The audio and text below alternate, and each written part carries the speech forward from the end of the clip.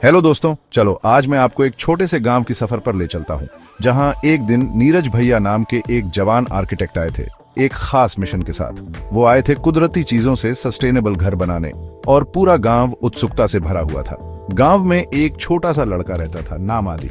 आदि नीरज भैया के प्रोजेक्ट के बारे में सुनकर बहुत खुश हुआ। हर रोज आदि नीरज भैया को ध्यान से देखता, सीखता कि कैसे मिट्टी, लकड़ी, बांस और पत्थर जैसी चीजों से सुंदर घर बनाते हैं। नीरज भैया ने आदि की आर्किटेक्चर में दिलचस्पी देखी और उसे सिखाने का फैसला किया। आदि ने कुछ कमाल की चीजें सीखी, जैसे मिट्टी के घर गर्मियों में ठंडे और सर्दियों में गर्म रहते हैं।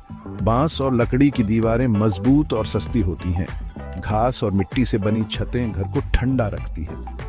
बारिश के पानी को इकट्ठा करने से पानी की बचत होती है। खिड़कियों और दरवाजों की सही जगह घर को हवादार और रोशन बनाती है। इससे इंस्पायर्ड होकर आदि ने घर के नक्शे बनाना शुरू कर दिए और गांव वालों से पक्के मकानों की बजाय सस्टेनेबल कुदरती घर बनाने की बात की। गांव वाले आदि की बातों से मान गए और सबने मिलकर एक नया घर बनाने का फैसला किया। सबसे पहले उन्होंने एक मजबूत नींव खोदी, फिर मिट्टी, गोबर और चूने से मजबूत दीवारें बनाई। घर को ठंडा रखने के लिए बांस और लकड़ी की कड़ियों से छत बनाई।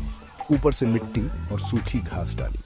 बारिश का पानी इकट्ठा करने के लिए पाइप भी लगाए। जब घर बनकर तैयार हुआ तो वो किसी महल से कम नहीं लग रहा था। गांव वाले बहुत खुश थे।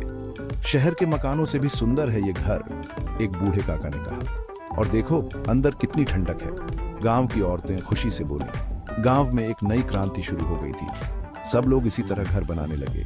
सालों बाद आदि बड़ा होकर एक मशहूर आर्किटेक्ट बन गया। उसने न सिर्फ अपने गांव के लिए बल्कि दूसरे गांवों के लिए भी सस्टेनेबल घर बनाए। उसका गांव एक मॉडल गांव बन गया, जहां घर न सिर्फ सुंदर थे बल्कि पर्यावरण के अनुकूल और एनर्जी एफिशिएंट भी थे। दुनिया भर से लोग ये सीखने आते थे कि कैसे पुराने तरीकों से बिना ज्यादा खर्चे के शानदार घर बनाए जा सकते हैं। तो हमने क्या सीखा? असली सुंदरता महंगे घरों में नहीं बल्कि कुदरत के साथ मिलकर बनाए गए घरों में होती है। बड़े बदलाव के लिए उम्र मायने नहीं रखती, जोश और सही सोच जरूरी है।